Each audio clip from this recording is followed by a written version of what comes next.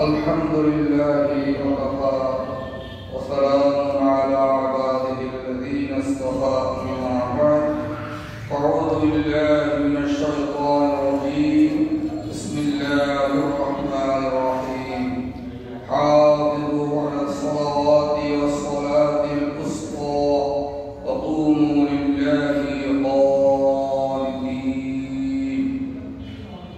وفي تعظيم رسول الله صلى الله عليه وسلم إن الله وملائكته يصلون على النبي يا أيها الذين آمنوا صلوا عليه وسلموا تسليما. صلى الله على سيدنا محمد وآله وأصحابه وبارك وسلم بلغ العلا بكماله كشف الدجى بجماله حسنت جميع خصاله صلى عليه وآله. اللهم صل على محمد وعلى آل محمد كما صليت على إبراهيم وعلى آل إبراهيم إنك حميد مجيد. اللهم بارك على محمد وعلى آل محمد كما باركت على إبراهيم وعلى آل إبراهيم إنك حميد مجيد. اللهم رب صل وسلم وبارك عليه. اللهم رب اشرح لي صدري ويسر لي أمري واحلل عقدة من لساني يفقهوا قولي. اللهم رب زدني علما نافعا وفهما كاملا وعملا صالحا متقبلا. سبحانك لا علم لنا إلا ما علمتنا إنك أنت العليم الحكيم. وما توفيقي إلا بالله عليه توكلت وإليه أنيب.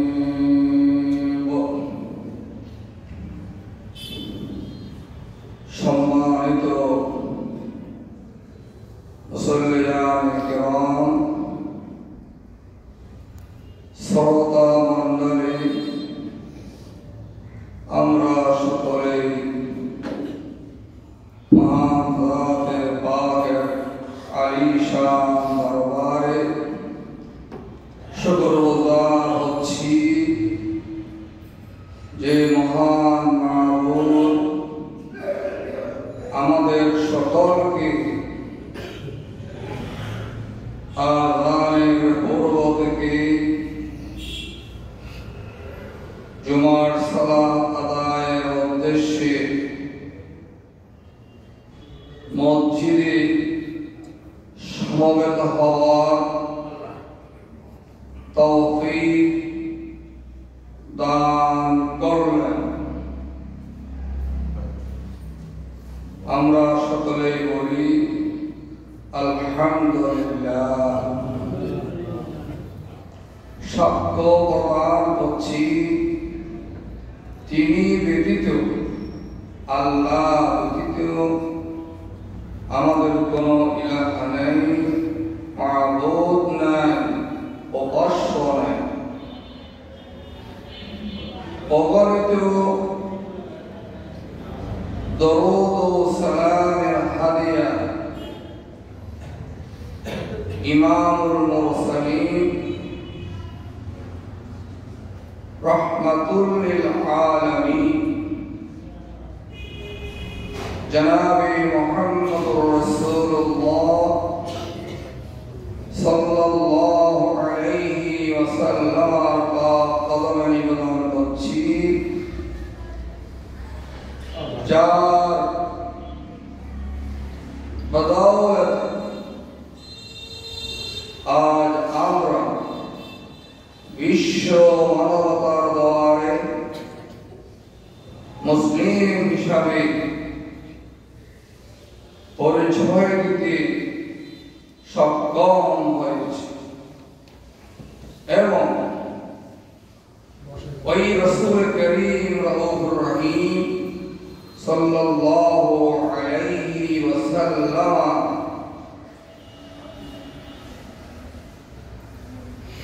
অনুকরণ অনুসরণ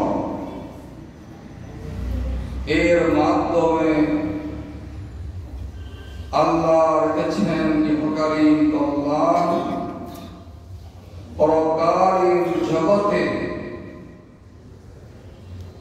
মুক্তির দিশা। আমরা সকলে তার প্রতি মহব্বত সহকারে দরুদ করছি সাল্লাল্লাহু আলাইহি ওয়াসাল্লাম। সমবেত হাজরানে মজলিস, আজকে যে বিষয়টুকু আলোচনা হবার জন্য চেষ্টা করছি তা হচ্ছে সালাত এর গুরুত্বের উপরে।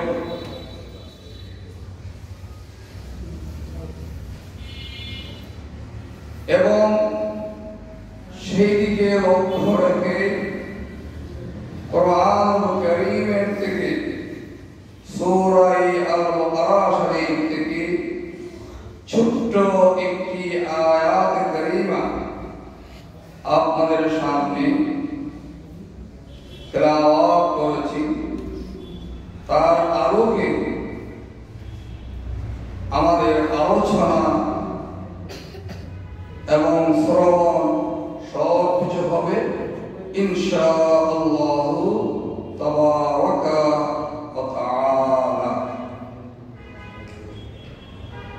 প্রিয় হাজরিন, আমরা সকলেই জানি এই মাস রজব মাস। এই মাসে হাদিস দ্বারা প্রমাণিত অতীত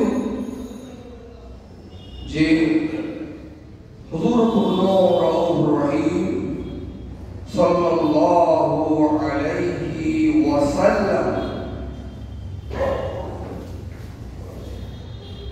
আরশাউই লা মাকান সফর করেছেন, মেরাজ করেছেন, আর উম্মতের জন্য মানবতার জন্য যে হাদিয়াগুলো এনেছেন তার মধ্যে সর্ব উৎকৃষ্ট উন্নত মর্যাদাপূর্ণ হাদিয়া হলো সালাত বা নামাজ। বলুন সুবহানাল্লাহ।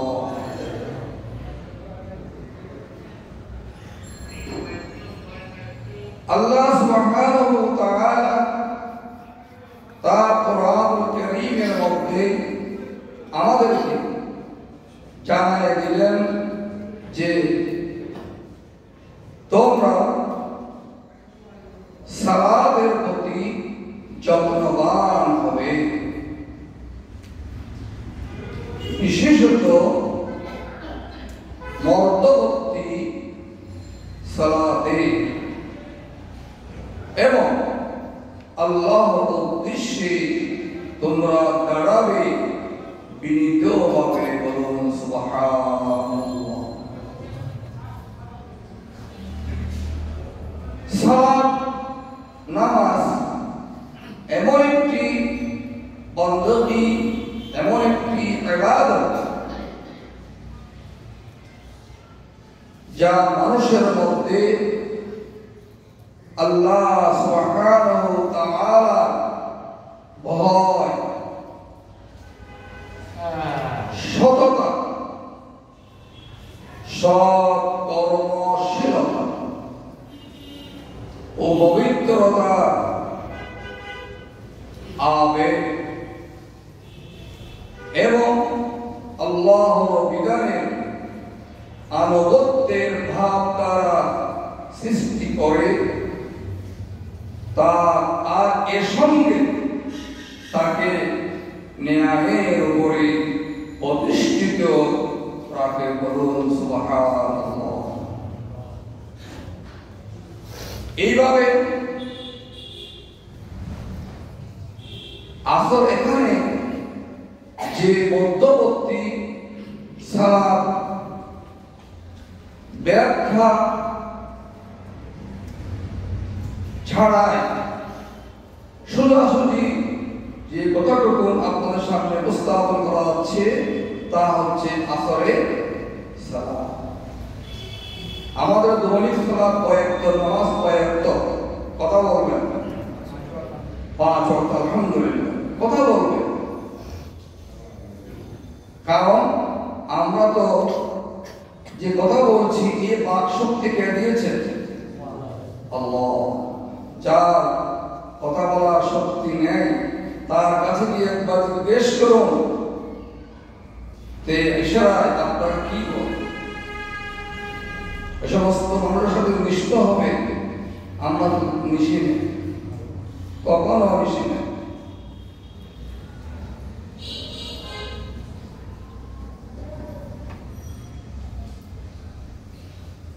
এই বাক শক্তি আমরা ব্যয় করি যেখানে আল্লাহর ভয় নাই, যেখানে সততা নাই, যেখানে ন্যায় নাই, যেখানে ইনসাফ নাই, সেখানে যেখানে কথা বললে পূর্ণ হয়, নেকি হয়, সওয়াব হয়, ইনসাফ প্রতিষ্ঠিত হয়, সততা প্রতিষ্ঠিত হয়, আল্লাহর ভয় সঞ্চারিত হয়, রাসূলের মহব্বত সৃষ্টি হয়, আমরা সেই পথে আমার বাক শক্তিকে ব্যয় করতে চাই না। কিন্তু কাল কিয়ামতের ময়দানে আল্লাহ প্রশ্ন করবে বান্দারে, তুই কথা বলার মতো শক্তি আমি দিয়েছিলাম, সেই কথা বলেছিস, কিন্তু কোথায় বলেছিস একটু আমাকে বলতো। তাই কথা বলবে।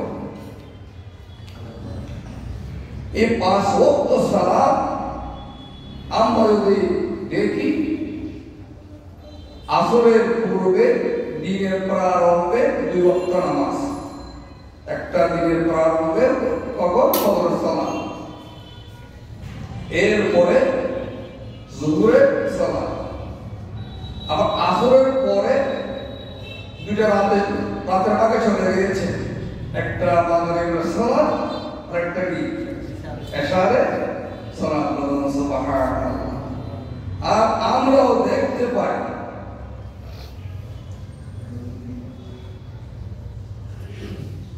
দ্বিপ্রহরের পরে, জোহরের সালাতের পরে, খাওয়া দাওয়া করার পরে আমরা একটু বিশ্রামে চলে যাই। রাসূলুল্লাহ বলেছেন কায়দা করো, আমরা বলি কি কম্বল মুড়ে দিয়ে ঘুমিয়ে পড়ো, আসলে না লাগবে না, ঠিক কিনা বলুন? আমরা সবাই ঘুমিয়ে পড়ি, কিন্তু খবরদার, অথবা হিসাব কিতাব নিয়ে একদম বিস্পন্দ হয়ে যাবে, দোকান বন্ধ করতে হবে, আমাকে মাগরে উঠতেও যেতে হবে, আমি হিসাব শেষ করে নেওয়া পর্যন্ত এরবে না, সময় করা থাকবে নি, টক টক টক টক টক মুরগির আহারের মতো সূর্য ডুবে যাচ্ছে, সূর্য ডুবন্ত শুরু হয়ে গিয়েছে, এমতো অবস্থায় আমরা লাভ দায় করি, সেদিকে যাচ্ছে, খুশি আসা নয়। এরপরে মুহাম্মদুর রাসূলুল্লাহ, সবাই বলি সাল্লাল্লাহু আলাইহি ওয়াসাল্লাম। হযরত আব্দুল্লাহ ইবনে উমর রাদিয়াল্লাহু তাআলা আনহুমা থেকে বর্ণিত সহিহ হাদিস। রাসূলুল্লাহ বলেছেন, আমার উম্মত যে ঈমানদার, এই ঈমানদার উম্মতের কাছে আল্লাহ পাক যেগুলি দুনিয়ার প্রিয় জিনিস, المال والبنون زينة الحياة الدنيا وقال تعالى زين للناس حب الشهوات من النساء والبنين والقناطير المقنطرة من الذهب والفضة والخيل المسومة والأنعام حرث। জনসম্পদ, ধনসম্পদ এগুলি একজন ব্যক্তির কাছে খুবই প্রিয়, যে যার বসে গোটা পৃথিবী, গোটা দেশ নিয়ন্ত্রণ করা যায়।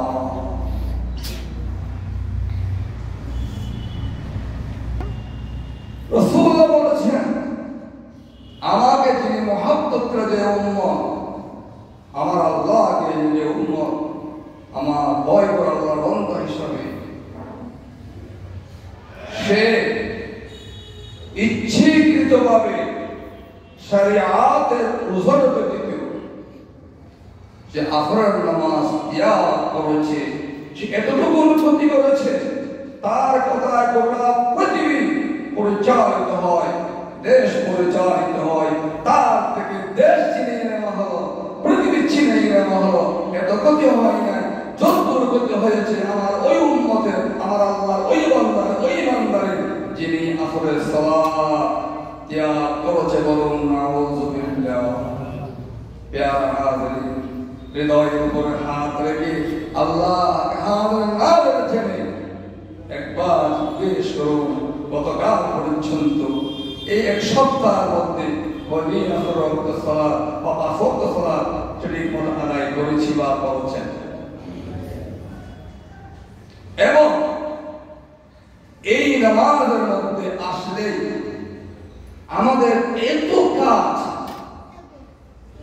ঠিক মতো নামাজের ফরজ, নামাজের ওয়াজিবাত, তা'দীল আরকান, তারতিব আমাদের মধ্যে নাই। বিশেষ করে আমার মধ্যে, আপনাদের কারোর প্রতি আমার বিদ্বেষ নাই, সমস্ত বিদ্বেষ আমার প্রতি। কারণ আমি ঠিক হয়ে গেলে, ড্রাইভার ঠিক হয়ে গেলে গাড়ি এমনি ভালো চলবে, ঠিক ড্রাইভারের গাড়ি চালাতে না জানলে গাড়ি অ্যাক্সিডেন্ট হওয়ার সম্ভাবনা বেশি। আমি আমাকে ওয়াজ করছি, আপনারা আমাকে দোয়া করবেন, আমি ঠিক হয়ে যাই।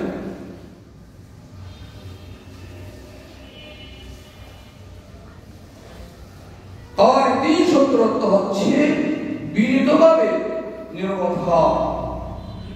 মুহাম্মদুর রাসূলুল্লাহ সাল্লাল্লাহু আলাইহি ওয়াসাল্লাম, সাহাবায়ে কিরাম রিদওয়ানুল্লাহি আলাইহিম আজমাইন যখন নামাজ পড়তেন, তার উপরে হাঁকি এসে বসতো, মনোকলের কাজ নড়াচড়া, আল্লাহর ভয়, কার সামনে দাঁড়িয়েছি, আমার জীবনে আরেকবার এই তাকবীরে তাহরিমা বলে আল্লাহর সামনে দাঁড়াতে পারবো এমন কোনো ইচ্ছে ছিল না। কিন্তু সেখানে আমি তা করতে পারি না।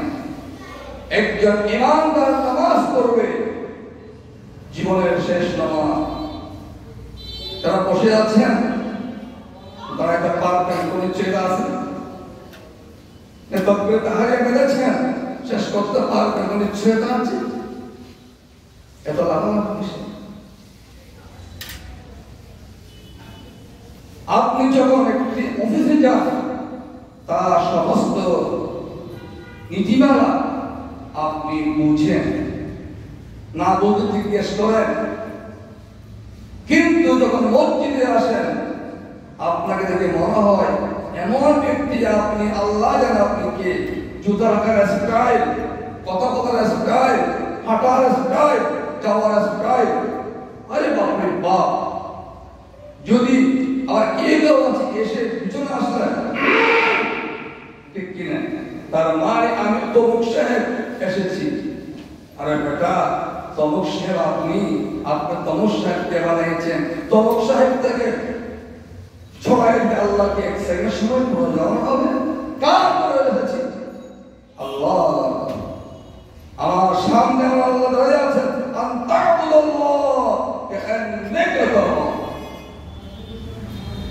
যদি আপনার আল্লাহকে দেখার চোখ আমার নেই, আল্লাহ আমার তাকাই যাচ্ছে। আমার পেছনে মালাকুল মউত হযরত ইব্রাহিম আলাইহিস সালাম দাঁড়িয়ে আছেন। আমার ডানে জান্নাত, বামে জাহান্নাম, পুরসিরাতের মধ্যে দাঁড়িয়ে আছি।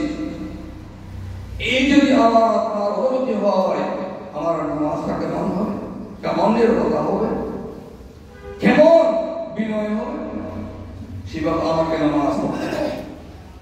এই নামাজ আল্লাহর হাবিব ইমামুল মুরসালিন রাহমাতুল লিল আলামিন জনাবে মুহাম্মদুর রাসূলুল্লাহ সাল্লাল্লাহু আলাইহি ওয়াসাল্লাম কখন এনেছেন বলুন দেখি? কখন এনেছেন? কথা বলুন, কখন এনেছেন? মেরাজ কখন হয়েছে? 27 রজব, 26 রজব দিবাগত রাত। কত কত শিখছিল এটা আমি বলবো না, আমি মেরাজ আলোচনা করছি, নামাজ গুরুত্বপূর্ণ করছি। সেই নামাজ আল্লাহর হাবিব এনেছেন। আর এই মেরাজ বিস্তারিত কথা বলে দিই, কয়বার হয়েছে রসুলের মেরাজ বলুন দেখি? কয়বার মেরাজ হয়েছে? 34 বার হাদিসে পাওয়া যায়। রূহানি ভাবে 33 বার, রূহানি জিসমানি সকলে লা মাকান সুবহানাল্লাহ। আমার আপনার হাবিব জনাবে মুহাম্মদুর রাসূলুল্লাহ সাল্লাল্লাহু আলাইহি ওয়াসাল্লাম একবার, মোট 34 হাদিস পাওয়া যায়। সুবহানাল্লাহ হামদি, সুবহানাল্লাহ আযীম। আর এই নামাজ ফরজ হয়েছে সেই রাত। এই নামাজ 5 ওয়াক্ত ছিল না, এই নামাজ তা ওয়াক্ত ছিল 50 ওয়াক্ত। 24 দিয়ে 50 কে ভাগ করুন, অটোমেটিক অন্তর নামাজ পড়তে হবে। মসজিদ থেকে বের হতে পারতেন? মেরাজ আসার প্রতি দেখা হয়ে গেল। আর জলিল কদর পয়গম্বর হযরত নবীনা কে মুসা কালিমুল্লাহ আলাইহিস সালাম। সুবহানাল্লাহ। ইয়া রাসূলুল্লাহ, ইয়া হাবিবাল্লাহ, ইয়া ইমামুল মুরসালিন, সাইয়্যিদুল মুরসালিন, শফিউল মুযনিবিন। কোথেকে আসছেন, কোথায় যাচ্ছেন? রাসূলুল্লাহ বললেন, মুসা, আমি আমার আল্লাহ দরবার থেকে যাচ্ছি দুনিয়ার জমিনে। তো উম্মতের জন্য কি নিয়ে যাচ্ছেন? 50 ওয়াক্ত সালাত। মুসা বললেন, ইয়া রাসূলুল্লাহ, ইয়া হাবিবাল্লাহ, আমার মনে হয় আপনার উম্মত সেটা আদায় করবে না, কারণ আমি যে ইসরায়েলের নবী ছিলাম, আমি জানি কি অবস্থা। তো আপনি আল্লাহ কিছু বলেন, আল্লাহ কমাইতো। আপনি যেহেতু রাহমাতুল আলামিন, ওয়াল আখিরাতু খায়রুল লাকা মিনাল উলা, আপনি যেটার উপর ওনাসাও থেকে রব্বুকা ফাকারুল্লাহ, এটার উপর আপনি খুশি হয়েছেন, আল্লাহও তার উপরে কি খুশি। গেলেন 10, আবার গেলেন,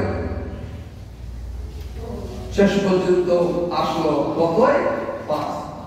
মুসা বলে, ইয়া রাসূলুল্লাহ, আরেকটু। সরকার তো আলম বললেন, ও মুসা, আমি আমার উম্মত ইনশাআল্লাহ এটা কি পারবে, এটা পারবে। আল্লাহর পক্ষ থেকে আওয়াজ আসলো, ইয়া রাসূলুল্লাহ, ইয়া হাবিবাল্লাহ, আপনি যে খোদার উপরে সন্তুষ্টি প্রকাশ করেছেন, আমি আল্লাহ কুদরতের গ্রহণ করে নিলাম।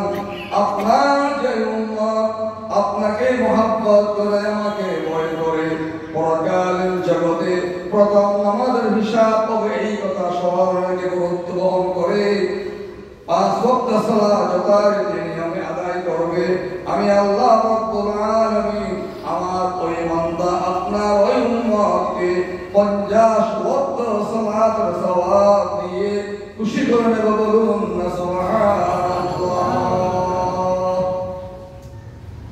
এবার একবার চিন্তা করুন, এই 5 ওয়াক্ত সালাত যথারীতি নিয়মে আমি আদায় করতে পারছি, বাকি সব কাজ করতে পারি। আল্লাহ পাক সুবহানাহু ওয়া তাআলা এই নামাজ নিয়ে কথা বলেছেন, উতলু মা উহিয়া ইলাইকা মিনাল কিতাব ইন্নাস সালাতা তানহা আনিল ফাহশাই ওয়াল মুনকার ওয়া লাযিকরুল্লাহি আকবার। এই হাবিব রাম, আর এই নামাজ নিঃসন্দেহে ইন্নাস সালাতা তানহা আনিল ফাহশাই ওয়াল মুনকার, নামাজ মানুষকে নিঃসন্দেহে সন্দেহের অবকাশ নেই, যাবতীয় অশ্লীলতা, নগ্নতা, দায়াপনা যেগুলো আগে বলছিলাম, আল্লাহর ভয় সঞ্চার করে তার বিপরীত কিছুই করো না, সততার বিপরীত কিছুই করো না, সব বড় থেকে মানুষকে আমার বান্দাকে আল্লাহ নিয়ে যাবে। কিন্তু আপনি কিভাবে পরিষ্কার হচ্ছেন প্রথমে নিচের দিকে আসেন। হযরত আবু হুরায়রা রাদিয়াল্লাহু তাআলা আনহু বর্ণিত হাদিস, বুখারী, মুসলিম, তিরমিজি, নাসাঈ, ইবনে মাজাহ সব কিতাবে হাদিস উদ্ধৃত হয়েছে। আল্লাহু আকবার। রাসূলুল্লাহ সাল্লাল্লাহু আলাইহি ওয়াসাল্লাম সাহাবায়ে কিরাম রিদওয়ানুল্লাহি আলাইহিম আজমাইনকে বললেন, খারো করে সামনে যদি নদী আছে, নদী না ছিনলেও যারা মুরব্বীরা আছেন পুকুর ছিলেন, দিঘি ছিলেন, আমার ওর যে বাচ্চারা ওরা পুকুরে তেমন চেনে না, নদীও চেনে না, সিভিক না বললে কিছু চেনে, ঠিক কিনা? সিভিক না বললে চিনে না, সৈকত করবার না বললে চিনে না। যদি একজন মানুষ দৈনিক ওই পুকুরে, ওই নদীতে, ওই খালে, ওই পুকুরে 5 বার যদি শাওয়ার দিয়ে মেঝে বসে গোসল করে, তার শরীরে কি কোনো ময়লা, আবর্জনা, ঘামের দুর্গন্ধ থাকতে পারে না? সাহাবায়ে কেরাম বলেন না, ঠিক?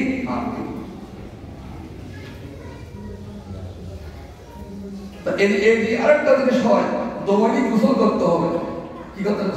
গোসল স্বাস্থ্যের জন্য উপকারী, শীতে আরো বেশি করতে হবে। গোসল করলে কাশি হয় না, করতে হবে।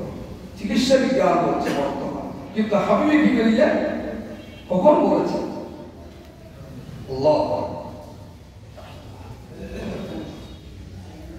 রাসূলুল্লাহ বললেন, দেখো উম্মত, কিয়ামত পর্যন্তের জন্য আমার এই বাণী,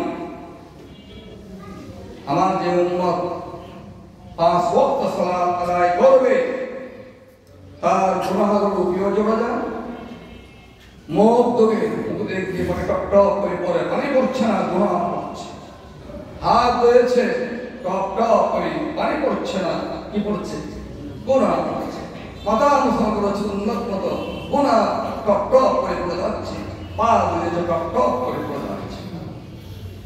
আমার উম্মতের যদি সে কবিরা গুনাহ না করে, ইচ্ছাকৃতভাবে শিরক না করে, তার সমস্ত গুনাহগুলো কি হয়ে যায়, মাফ হয়ে যায়। ইন্নাল হাসানাতি ইউযহিবনা সাইয়্যাত। ও একজন রাসূলুল্লাহ সাল্লাল্লাহু আলাইহি ওয়াসাল্লামের দরবারে সাহায্য করল, অমুক ব্যক্তি সারাদিন নামাজ পড়ে, তারা কি করে, এই করে। রাসূলুল্লাহ বললেন সময় দাও, সময় দাও, পালা হয়ে যাবে।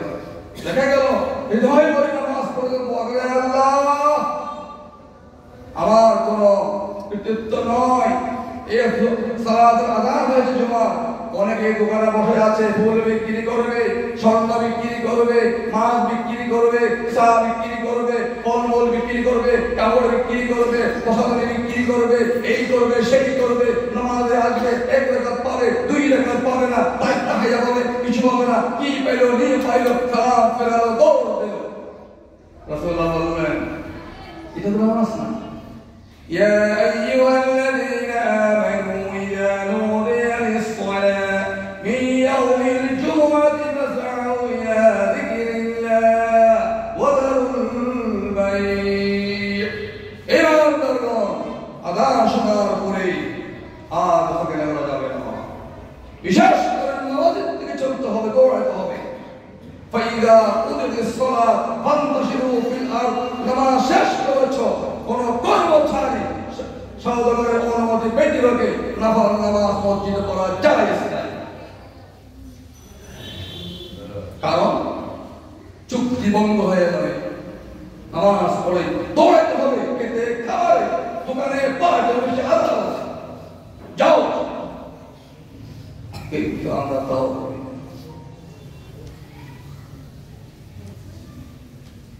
রাসূলুল্লাহ বললেন কারণ নামাজ মানুষকে ভালো দিকে আহ্বান করে, এজন্য এই নামাজ গুরুত্ব সহকারে আমাদেরকে আদায় করতে হবে। এই নামাজ আদায় করার সবচেয়ে গুরুত্বপূর্ণ পদ্ধতি হচ্ছে, অনেকে বলেন নামাজ জানি না, কেন জানবেন?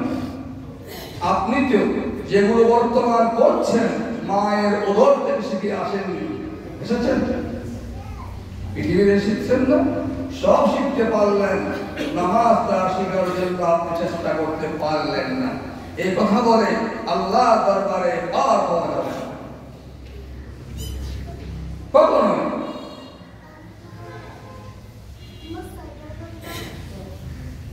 সামনে একটা মাস আসতেছে, সেই মাসের তারিখ আছে, এখন থেকে পরিকল্পনা করছেন ফুলকে কিভাবে সাজাবেন, কিভাবে দেবেন, কিভাবে পরবেন, কিভাবে বাঁধবেন। আরে বাপরে বাপ, কোন হোটেলে মিলে খাবেন, কোথায় গিয়ে ছবি করে হারিয়ে যাবেন। আল্লাহ একবার চিন্তা করেছেন, আমার বাবা শিখতে পারেন নাই, এমন কাজ করেছেন, আমি নামাজটা কিভাবে শিখবো, কোরআনটা কিভাবে শিখবো, মা বাবার কবরের সামনে গিয়ে সূরা ফাতিহা কিভাবে তেলাওয়াত করব, মা বাবা ইন্তেকাল হলে তাকে কিভাবে ঘুমাবো। আমি বাপ ছেলে হই, বাপ ইন্তেকাল হলে বাপ তার সে গোসল আমি দিতে পারিনি, আমি কি সন্তান? আমি কখনটা বাঁধতে জানি না, আমি কি সন্তান? আমার বাপের জন্যই ইমারত করেছিল, আমার বাপের জন্যই আমার জন্ম দিয়েছিল, আমার বাপের জন্যই বিদেশ নিয়ে দিন রাত পরিশ্রম করেছিল, আমার বাবা এই জন্যই খেলা খেলেছিল, আমার বাবা এই জন্যই কষ্ট করেছিল। এটা একবার চিন্তা করেছিস? আমার বাবা ইন্তেকাল হলো, ও তোকে দুজন দোয়া দাও না, এটা বাজে তুমি আসি না আগে অসুবিধা নেই। আফসোস করো, আফসোস করো। 500 বছর চাচা মারা গেল, ভাই মারা গেল, আমি ধোয়াইতে পারি না, মেয়েও পারে না, মেয়েকে ধোয়াইতে, ছেলে পারে না, ছেলেদেরকে ধোয়াইতে, কখন না দিতে পারি না। সব শিখতে পারলেন, এটা শিখতে পারলেন না, হয়তো মনে কারো কষ্ট আসতে পারে। কষ্টের কিছু নাই, আল্লাহকে হারাবেন না হারাবেন, যেটা চিন্তা করো। তুমি বাপের কি সন্তান হিসাবে তার অধিকার তুমি ফিরে দিয়েছো কিনা?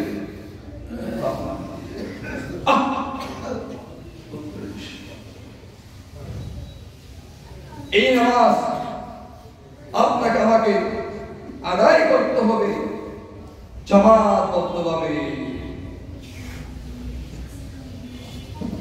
সর্বোত্তম নামাজ আদায়ের ব্যবস্থা জামাত, ঐক্যবদ্ধভাবে, সম্মিলিতভাবে, একতাবদ্ধভাবে।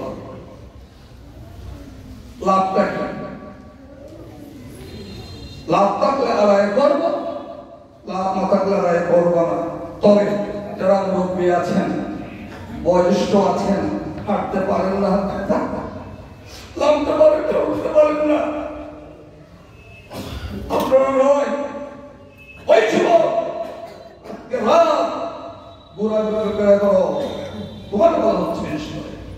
ওই মুরব্বী পারলেন আলহামদুলিল্লাহ, কিন্তু অনেক সময় জামাতে দেখা যায় মুরব্বীর প্রভাব বেশি, আধিক্য বেশি। তোমরা কোথায় গিয়েছি? কিন্তু গিয়েছি। আর অনেক বাপ আসে মসজিদে, সন্তানকে মধ্যে ডাকে না, ভয় পায়, ভয় পায়। আঘাত হয়েছে একজন মুসলমানের সন্তান কিভাবে ঘুমায় থাকে। আল্লাহু আকবার। রাসূলুল্লাহ রউফুর রহিম সাল্লাল্লাহু আলাইহি ওয়াসাল্লাম সাথ করছেন, ও উম্মত, জামাত নামাজ কেন পড়বা? দেখো তার গুরুত্ব কি। قال رسول الله صلى الله عليه وسلم من صلى 40 يوما في جماعة يدرك التكبيرة الأولى। ও প্রিয় হাজরিন, আশিকানে মুস্তাফা সাল্লাল্লাহু আলাইহি ওয়াসাল্লাম যে বা যাহারা 40 দিন পর্যন্ত জামাতে নামাজ আদায় করেছেন, কিভাবে তাকবীর উলার সাথে ইমাম সাহেব আল্লাহু আকবার, আমি বললাম আল্লাহু আকবার, হাত বেঁধে ফেললাম। এইভাবে 40 দিন পর্যন্ত 5 ওয়াক্ত সালাত আদায় করতে পেরেছেন, আপনার জন্য কি সংবাদ। বলবো সংবাদ? শুনবেন নাকি সবাই শুনবেন? মনে হয় শুনবেন। কথা সংবাদ দিচ্ছে কে? যে বলুন, আল্লাহ রাসূলকে দিচ্ছেন। এ সংবাদ মিথ্যা হতে পারে? ইমান থাকবে মিথ্যা বললে, সন্দেহ করলে থাকবে না। আল্লাহু আকবার। রাসূলের পাক উম্মতকে সুসংবাদ দেন। প্রথম সুসংবাদ, তোমার জন্য জাহান্নাম থেকে মুক্তি। বলুন না সুবহানাল্লাহ। في جنات يتساءلون عن المجرمين ما سلككم في سقر قالوا لم نك من المصلين। জান্নাতে বাইরা জাহান্নামী বাইরেকে প্রশ্ন করবেন, ও বাইরা, একসাথে তো বাসায় ছিলাম, ফুটবল খেলেছিলাম, ক্রিকেট খেলা খেলেছিলাম, পার্কে গিয়েছিলাম, ধাক্কা মেরেছিলাম, পান দিয়েছিলাম, বুঝে নেবেন। কিন্তু আজ আমি জান্নাতে আসলাম, তুই কেন জাহান্নামে? ও বন্ধু, তুই তওবা করেছিলি, তওবা করে 5 ওয়াক্ত নামাজ তুই পড়েছিলি, কিন্তু আমি এই দিকে শুনেছি, এদিক দিয়ে বের করে দিয়েছি। মৌলভী কি হইয়ে কি হটেন কইলাম, নামাজ না পড়ে বলো আমরা কুমিনাল মুসাল্লিন, এতাল্লা আমি জাহান্নামে আগমন করেছি। বলুন নাউযু বিল্লাহ। আর ওই বান্দা যখন নামাজ পড়েছো, আল্লাহকে মুহাব্বত করেছো, রাসূল মুহাব্বত করেছো, জান্নাতে চলে গেছো। বলুন আলহামদুলিল্লাহ। আরেকটি মারাত্মক রোগ থেকে মুক্তি, অবারাতুম মিনান নিফাক। সবচেয়ে মারাত্মক রোগী হলো মুনাফিক। এই মুনাফিক যার মধ্যে আছে, ইন্নাল মুনাফিকিনা ফি দারকিল আসফালি মিনান নার, জাহান্নামের সবচেয়ে নিকৃষ্ট স্থানে অবস্থান করবে মুনাফিকরা। এই মুনাফিক হৃদয় থেকে বের হয়ে যাবে। বলুন সুবহানাল্লাহ। এরপর আরেকটা ছোট্ট হাদিস শেষ করে সময়ের সঙ্গে হুজুর কুল্লুর রহিম সাল্লাল্লাহু আলাইহি ওয়াসাল্লাম ইরশাদ করেছেন মহিলাদের বিরহ। রাসূলুল্লাহ বলেছেন কোন মহিলা যদি মসজিদে আসতে চায় লা তামনাউ নিসাকুমুল মাসাজিদ, আপনি যখন নামাজ পড়ছেন আপনি আপনার মেয়ে আপনার পরিবার নিয়ে যাচ্ছেন, গাড়ি থামালেন, নামাজ পড়ে গেলেন, এখন বলে আপনাকে জিজ্ঞেস করতে চাই যে নামাজ কি পুরুষের উপর ফরজ না মহিলাদের উপর ফরজ? সবার আছে না? হ্যাঁ, সে যদি মসজিদে নামাজ পড়তে চায় তাকে আপনি বারণ করতে পারবেন না। সেখানে কি তাকে তার ওযু করার, তার হাজত সারার ব্যবস্থা থাকে। আমি তো আমার কমিটির কথা যেখানে যেখানে বলতে চেষ্টা করি, ওরা যতদূর ওদের অধিকার আছে, ক্ষমতা আছে, তার আলোকে উপরে মহিলাদের জন্য নামাজের ব্যবস্থা করেছেন, ওদের প্রস্রাব পায়খানার জন্য, ওদের জন্য ওদের সামর্থ্য অনুযায়ী ব্যবস্থা করেছেন, বলুন আলহামদুলিল্লাহ। আর তবে এটা হলো এক কথা, আরেকটা কথা হচ্ছে কি উয়ুতাহুন্না খায়রুল লাহুম, যদি গড় পড়া উত্তম। তাহলে উপসংহারে কে আসলো? আসলো একটা জিনিস, আমরা জীবন দেব, নামাজ ছেড়ে দেব? সবাই বলে সবাই ছেড়ে দেব না। আল্লাহ ওয়াদা বদ্ধ হয়ে যায় আজকে জুমার দিনে, তৃতীয় জুমার হবে। আয় আল্লাহ, মনে মনে বলুন মালাকুল মউত না আসা পর্যন্ত আমাকে নামাজ থেকে, জামাত থেকে বিরত রেখো, বলুন আমিন। আয় আল্লাহ তাআলা আমাদের সকলকে যা বললাম, যা শুনলাম হৃদয় করে এর মধ্যে ত্রুটি বিচ্যুত হয়ে যায় তোমার দরবারে, গফফারের দরবারে ক্ষমা প্রার্থনা করছি। আর যেগুলো আমরা হাত ধরে বলেছি, শুনেছি, এগুলো আমল করে তোমার বান্দা বলে তোমার হাবিব পাক